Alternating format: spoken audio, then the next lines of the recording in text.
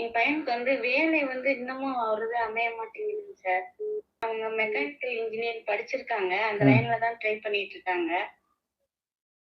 சரி. அதான் சரி இன்டர்வியூ போறாங்க, வர்றாங்க. ஏதாவது ஒரு நாள் என்ன அமைய மாட்டேங்குது சார்.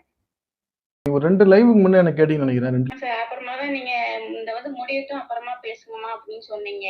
பரிகாரத்தை லைவ்ல ஃப்ரீயா கேக்குறீங்க. பரிகாரம்ன்றது அவ்வளவு சாதாரண விஷயமா?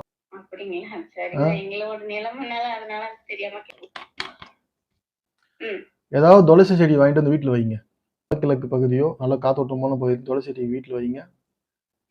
இது நான் ஒரு செடிங்க சார். இப்ப வீட்டுல கருமஞ்சள் வச்சிருந்தோம்.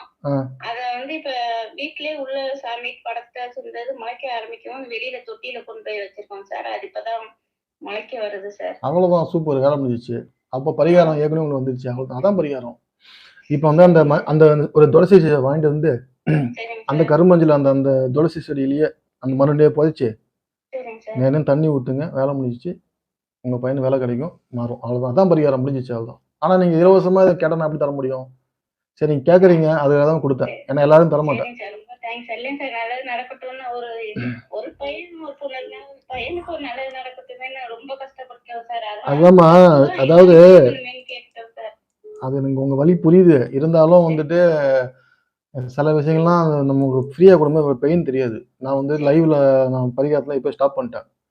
சரி, நீங்க பையனோட கேக்குறீங்க. 27 வயசு பையனுக்கு ஆகுது. அவன் கல்யாணம் பண்ணணும், லைஃப் இருக்கு, பேரங்குழந்தைய பார்க்கணும், எல்லாம் உங்களுக்கு வழி இருக்குது.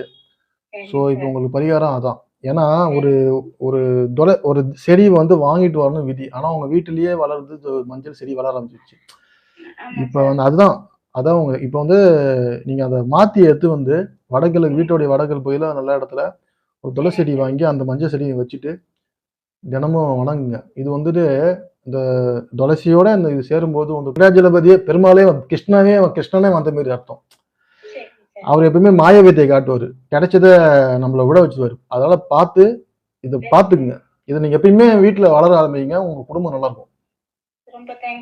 ஓகேங்க, நன்றிங்க. நான் உங்க பையன் நல்லா வேலைக்கு போன பிறகு நீங்க கண்டிப்பா வந்து பே பண்ணி பாருங்க. அப்பதான் வந்துட்டு நம்ம லைஃப் இன்னும் நல்லா இருக்கும். ஒரு ஜோதிடனை வந்து எந்த அளவுக்கு சந்தோஷப்படுத்துற கலைக்கு மரியாதை செலுத்தணும். அதுதான் சொன்னேன்.